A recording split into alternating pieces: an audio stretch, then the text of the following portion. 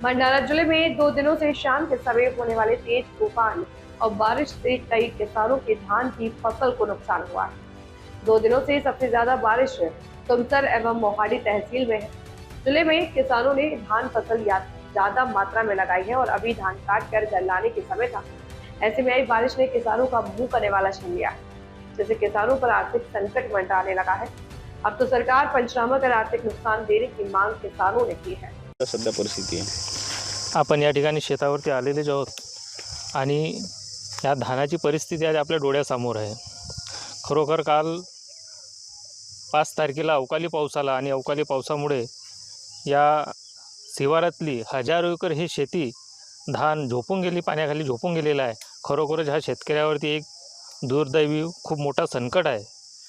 ज्या शेतकरी मालाविषयी आपलं पूर्ण नियोजन करत असते आणि आज धान जवळजवळ हातामध्ये आलेला होता आणि अवकाळी पावसाने हा पूर्ण उद्ध्वस्त करून टाकलेला आहे। आजची या शेतीविषयी मी सरकारला एक विनंती करतो की याने लवकरात लवकर पंचनामे करून याला एक मदतीचा हात या शेतकऱ्याला द्यावं, असे मी या पत्रकार बांधवांना तुमच्या माध्यमातून कुशेरी आणि या माझ्या गावामध्ये काल वादळी वाऱ्यामुळे खूप शेतीची नुकसान झालेली आहे आणि त्याच्या अगोदर 1-2 तारखेला सुद्धा याच प्रकारे वादळी आणि पाऊस आला।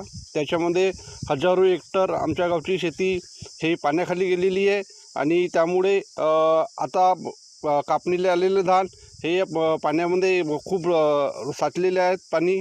त्यामुळे धान कपाई आणि मशीनसुद्धा याच्यात चालणार नाही।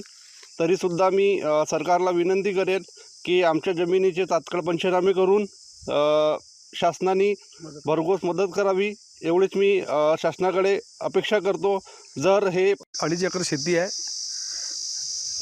काल परवाच्या आणि कालच्या वादळी वारे तसा पावसामुळे माझी 2.5 एकर शेती पाण्याखाली गेलेली आहे।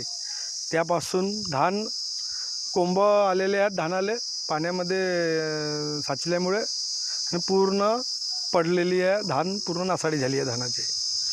असे मी शासनाला विनंती करतो की त्यांनी त्वरित पंचनामे करून आम्हाला भरपाई देण्याची कृपा करावी।